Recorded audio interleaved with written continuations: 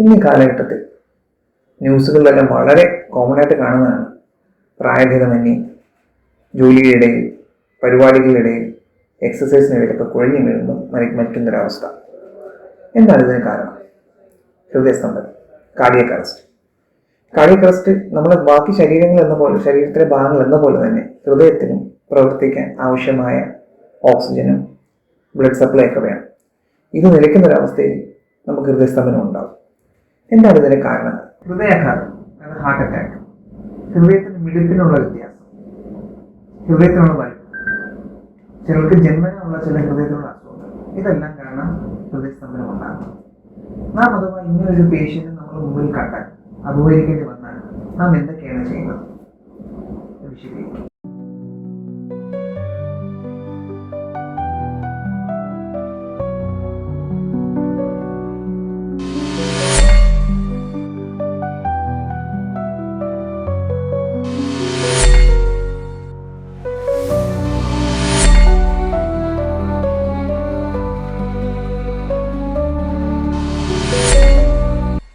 നാം കണ്ടില്ലേ, ഇങ്ങനൊരു സാഹചര്യത്തിൽ പലപ്പോഴും നാം ചെയ്യുന്നത് പേഷ്യൻറ്റിന് പലപ്പോഴും ഉപകാരമല്ല, ഉപദ്രവമാണ് ഉണ്ടാക്കുക.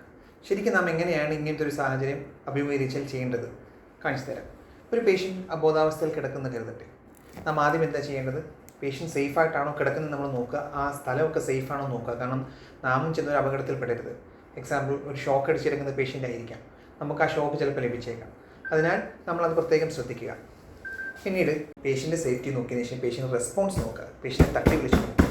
റെസ്പോൺസ് ആണെന്നുണ്ടെങ്കിൽ, റെസ്പോൺസ് കിട്ടുന്നുണ്ടെങ്കിൽ നമുക്ക് സാവധാനം ഹോസ്പിറ്റലിൽ എത്തിച്ചാൽ മതി. ഇനി റെസ്പോൺസ് ഇല്ലെങ്കിലോ? പേഷ്യൻ്റ് റെസ്പോൺസ് ഇല്ലെങ്കിൽ നാം ഒറ്റയ്ക്കാണ് അവസ്ഥയിൽ എന്താ നമ്മൾ ചെയ്യേണ്ടത്? നാം ഫോൺ എടുത്ത് 108 വിളിക്കുകയോ അടുത്തുള്ള ഹോസ്പിറ്റലിൽ ആംബുലൻസ് വിളിക്കുകയോ ചെയ്യുക, അല്ലെങ്കിൽ അടുത്ത ആരെങ്കിലും സഹായം തേടുക. അതിനുശേഷം നാം എന്താ ചെയ്യേണ്ടത്? പേഷ്യൻ്റെ പൾസ് ഉണ്ടോ, പേഷ്യൻ്റെ ശ്വാസം ഉണ്ടോ എന്ന് നോക്കുക. പൾസ് എവിടെയാണ് നോക്കേണ്ടത്? നമ്മുടെ കരോട്ടിഡ് എന്ന് പറഞ്ഞ ആർട്ടറി, രക്തക്കുഴലാണ് നോക്കുന്നത്. കഴുത്തിൻ്റെ ഈ ഭാഗത്തായിട്ടുള്ള രക്തക്കുഴലാണ് നാം വെക്കേണ്ടത്. 3 ഫിംഗേഴ്സ് ഇങ്ങനെ വെച്ചതിന് ശേഷം 5 തൊട്ട് 10 സെക്കൻഡിൽ കൂടുതൽ നാം എടുക്കാൻ പാടില്ല.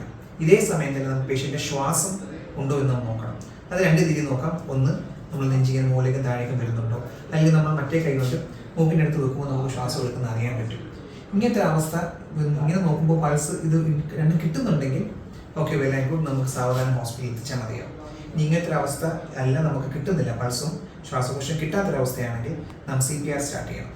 CPR എന്ന് വെച്ചാൽ എന്താണ്? Cardio pulmonary റെസിസ്റ്റേഷൻ. അതായത് ശ്വാസകോശത്തിനെയും ഹൃദയത്തിനെയും നമ്മുടെ ഭാഗത്ത് നിന്ന് സപ്പോർട്ട് ചെയ്യുന്ന ഒരു പ്രക്രിയയാണ്.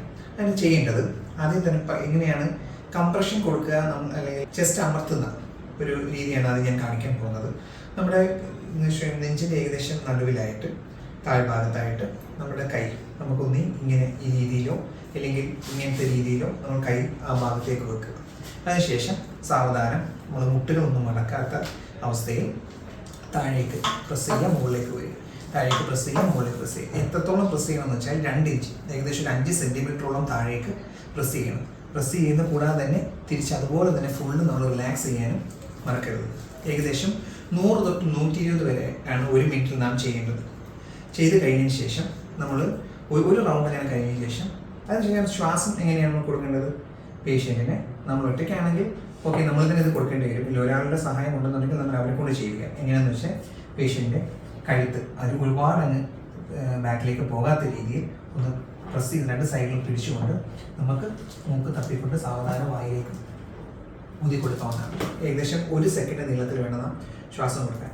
ഇത് രണ്ടും കൂടെ നമ്മൾ കമ്പൈൻ ചെയ്ത് ചെയ്യണം. എങ്ങനെയാണെന്ന് വെച്ചാൽ 30 പ്രാവശ്യം നാം കംപ്രഷൻ കൊടുക്കുമ്പോൾ 2 പ്രാവശ്യം നാം എന്ത് ചെയ്യണം? ശ്വാസം നൽകണം.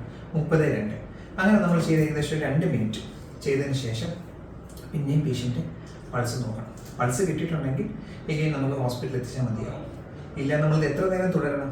നമുക്ക് പേഷ്യൻ്റ് പൾസ് വരുന്നവരെയോ അല്ലെങ്കിൽ അടുത്തുനിന്നൊരു സഹായം, ആംബുലൻസോ അല്ലെങ്കിൽ ഹോസ്പിറ്റലിൽ നിന്നുള്ള ബാക്കി സഹായങ്ങൾ എത്തുന്നവരെയോ ഇല്ലെങ്കിൽ നമ്മൾ കുഴയുന്നവരെയോ നമുക്ക് ചെയ്യാം. അങ്ങനെ കൃത്യമായി ഇത്ര നീളത്തിൽ ഇത്ര നേരം ചെയ്യണം എന്നങ്ങനെ കണക്കൊന്നുമില്ല. ഹൃദയാഘാതത്തിൻ്റെ പ്രധാന കാരണങ്ങൾ: ആദ്യത്തേത് ഹൃദയത്തിലേക്ക് രക്തം എത്തിക്കുന്ന ധമനികളിലുള്ള തടസ്സം അഥവാ ബ്ലോക്ക്. രണ്ടാമത്തെ കാരണം അമിത ഹൃദയത്തിലെ കൊളസ്ട്രോൾ കെട്ടുകൾ.